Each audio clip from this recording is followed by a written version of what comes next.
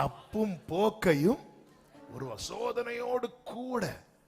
ஒரு பிரச்சனை வருதுனாலே அந்த ஆட்டுக்கடா அந்த மலையில தான், இன்னொரு மலையில இல்ல.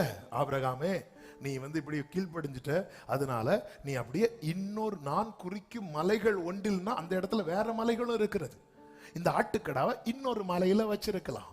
இல்ல, இந்த ஆபிரகாம் ஈசாக்கும் வேற மலைக்கு போயிருந்தா இந்த தப்பும் போக்கை பார்த்திருப்பாங்களா? இல்ல, சரியாதான் நடத்துறாரு, சரியாதான் நடத்துறாரு. அந்த இடத்துல நீங்க வந்ததுக்கு அப்புறம் நீங்க அலைய தேவையில்லை. கண்களை ஏறெடுத்து பார்த்தாலே ஆட்டுக்கடாவை பார்க்க முடியும். கண்களை ஏறெடுத்து பார்த்தாலே துறவை பார்க்க முடியும். கண்களை ஏறெடுத்து பார்த்தாலே மாறாவை மதுரமாக்குகிற மரத்தை பார்க்க முடியும்.